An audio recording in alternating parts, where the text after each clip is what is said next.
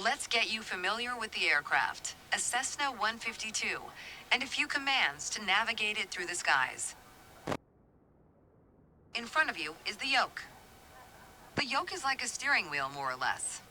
Turn it left or right to control the ailerons and bank the aircraft into turns. Look at the trailing edge of the wings while turning the yoke to see the effect on the ailerons. Okay. Now, the difference between the yoke and a steering wheel is you can pull or push on the yoke. This controls the elevator at the back of the aircraft to make it climb or descend.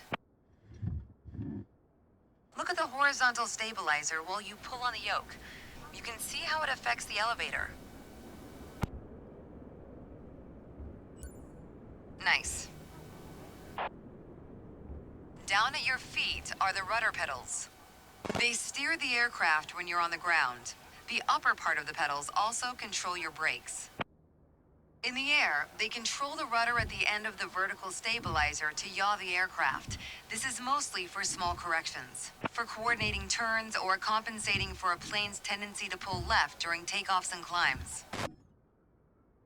Look at the vertical tail while operating the pedals to see the effect on the rudder.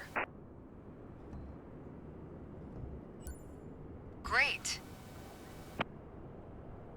Last but not least, the throttle is located near the center of the cockpit. Pushing forward will increase power. Pulling back will decrease power. First, look at the throttle and select it.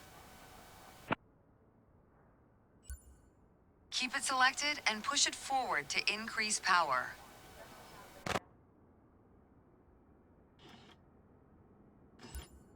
Power is increased.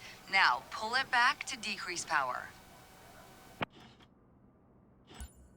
Power is decreased. Now we'll do the same without focusing on it. Deselect the throttle. Look away from the throttle and increase power. Set your throttle to idle.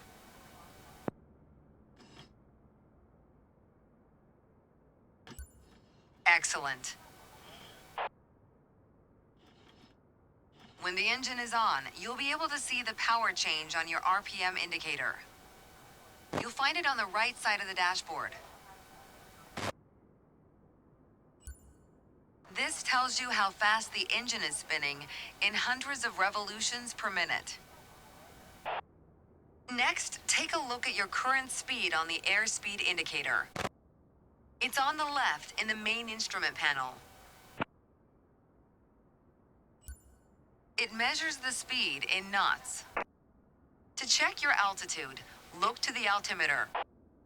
It's on the right side of the main instrument panel. The altimeter has 3 hands, similar to a clock. The long, thick pointer indicates 100-foot intervals. The short, thick one is 1,000-foot intervals, and the long, thin one, 10,000-foot intervals. That's all for today. Next time, we'll see how it feels in the air.